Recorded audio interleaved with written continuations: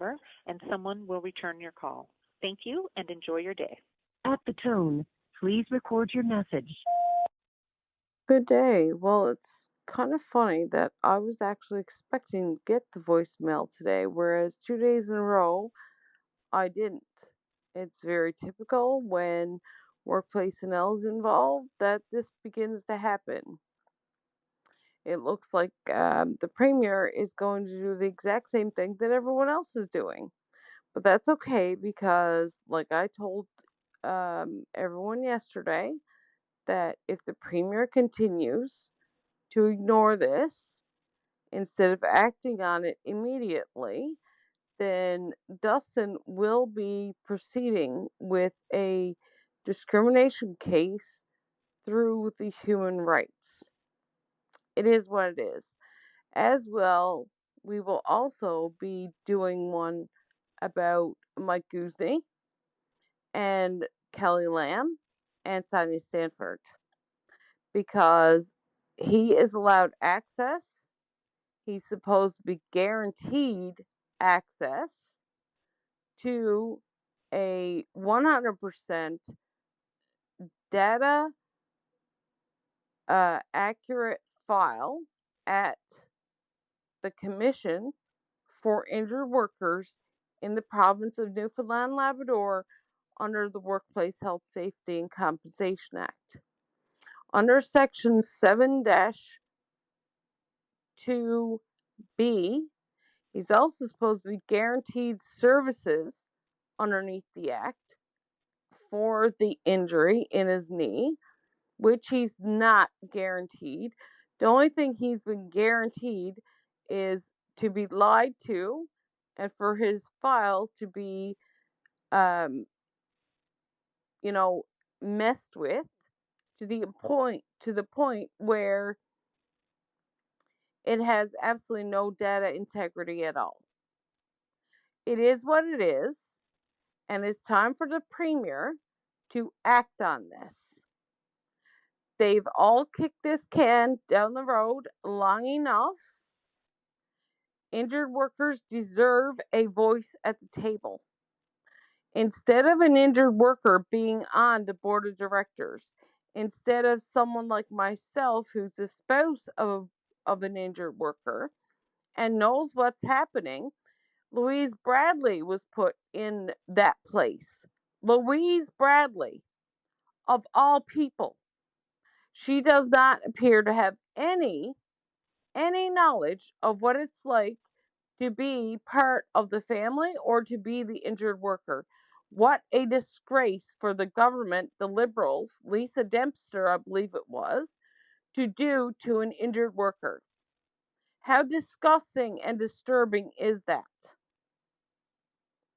And it seems like this is an ongoing pattern, like I said, as soon as, it starts to get out there that and calls are being answered and messages are going through, you end up getting voicemails no matter where you call, or you pull the workplace and L cord with me, and my calls won't go through at all unless I screen my number and they don't know who I am. Although I haven't yelled at anyone there, only Melissa Burry and Charmaine James, because they were recording lies on his file. Charmaine James, I believe, was the one who said that there was no altered gate on his file. But yet, when I read the file, because we already had it, there was already multiple situations where an altered gate was mentioned. So I don't believe that she read that file or if she even had access to the entire file at all. Then she blamed an issue with his left foot, even though his chiro and his GP was saying it was directly related to the right knee injury. She blamed it on a break that was mentioned, but they didn't have medical proof of it from when he was a teenager. When she got the medical documentation, well, lo and behold, the break was in his right foot, so it couldn't have caused the issues in his left foot that his GP and his chiropractor were blaming on the right knee injury and the altered gait that she said didn't exist at all. So, are you guys actually listening? This is ridiculous. It's ridiculous, and it goes so far as to even discuss why the Occupational Health and Safety Act has been incorporated into the workers' compensation file. And the duties of the commission for the injured workers have been totally erased, and they are only for occupational health and safety. Why did that happen? Who did it? Why is Tony not addressing it? Then let's talk about sound financial management under Section 72C. In 2019, when we were in Fort McMurray and our rent was $2,900 just to stay there, and my husband's earning capacity was really high because of the job market here, he had a reoccurrence.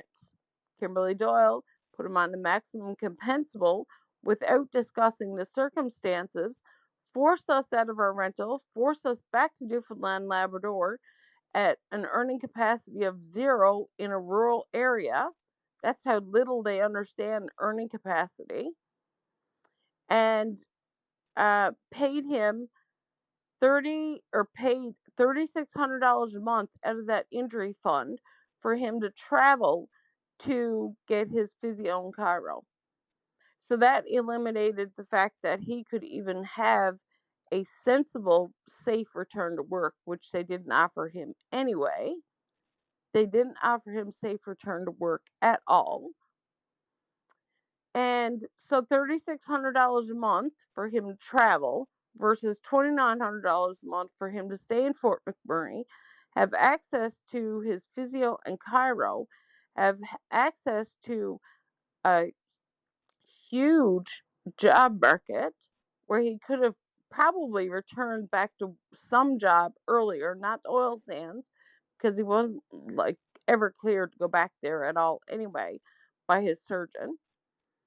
So even though workplace and also lied about that, we have that on documentation as well. Then, so if he'd been able to stay in Fort McMurray, he probably would have gotten a job. He would have. You have reached the maximum time permitted for your recording. If you are satisfied with your message, press 1. To listen to your message, press 2. To erase, to send your message with normal delivery, press 1. To send your message with urgent delivery, press 2. Thank you. Your message has been sent. To disconnect, press 1. To enter another, goodbye. And someone will return your call. Thank you and enjoy your day. At the tone, please record your message. I want to finish what I was saying about the safe return to work. So then he could no longer have access to a safe return to work because we were in rural Newfoundland. But if we had been at Fort McMurray, then he would have had access to a lot more jobs. He would have had access to his chiro and physio at his area where he was working, and a safe return to work would have been a lot better for him. Instead, he was cut off 3 times illegally because his loss of earnings was still there. Once, his employer just gave the opinion that he shouldn't be receiving compensation if he was medically cleared to go to work. That's not how loss of earnings is calculated. That's an opinion, and it's also medical information. And I'm sorry, but you cannot turn medical information and an opinion into dollar amounts in a calculation. And if you believe that you did that, or you can do that, then you failed math, which I did not fail math. I was actually in advanced math, and I was an honor roll student in school. So there's a lot going on in these offices, and injured workers deserve a voice at the table. I do not believe that my husband's injury would be near as bad right now if they had followed the medical information instead of using it to calculate his loss of earnings, which actually sounds really stupid now that I'm saying it. But yeah, like, I mean, someone who believes that they can use it in a calculation, like, whoa.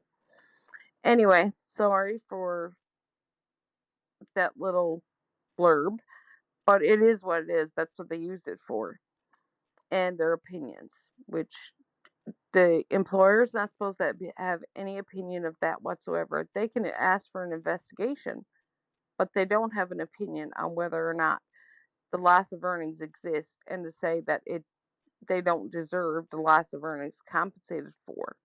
It is what it is. If there's loss of earnings there, the calculation says that he deserves compensation. You don't just cut him off like they did. Anyway, like I said, there's this stuff is happening all the time.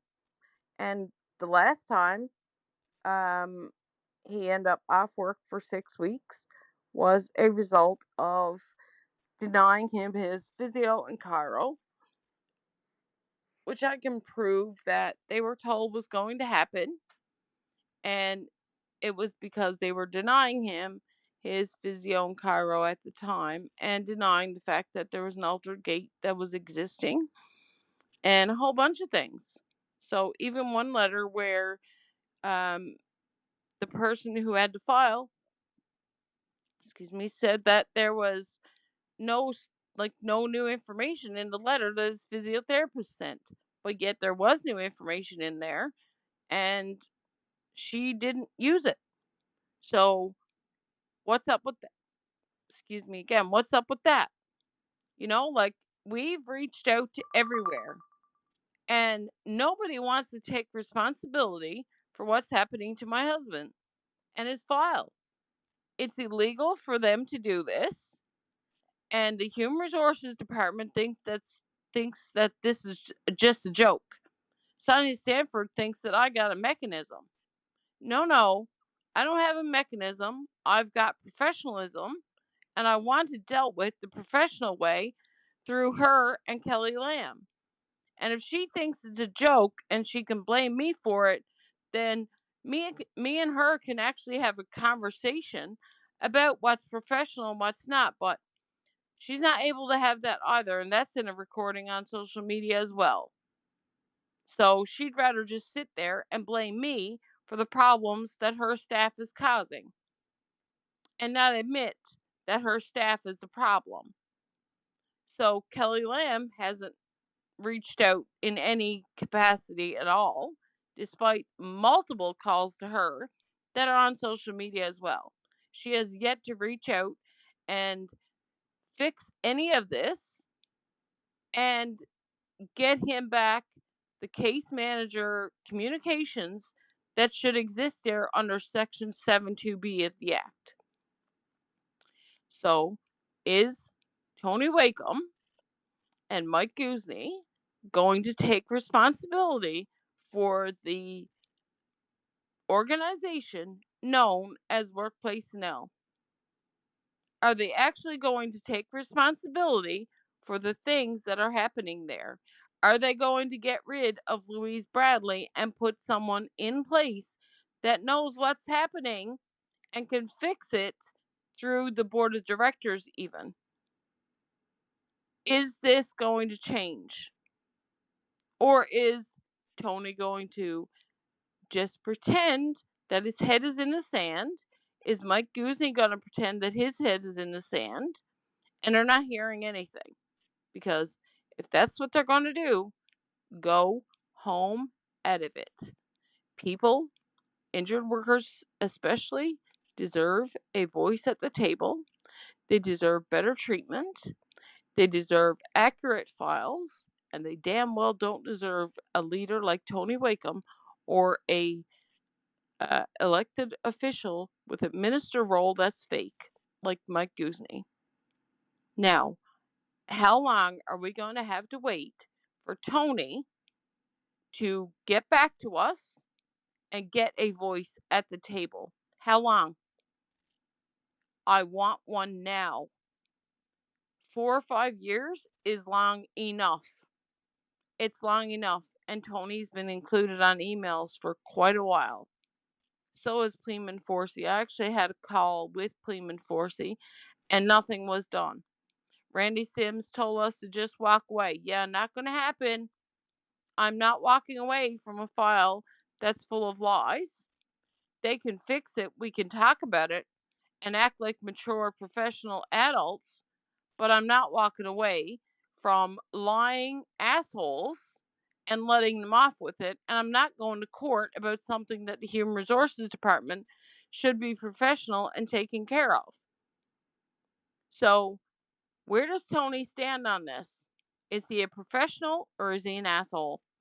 It is what it is. You may not like the term. You have reached the maximum time permitted for your recording. If you are satisfied with your message, press 1.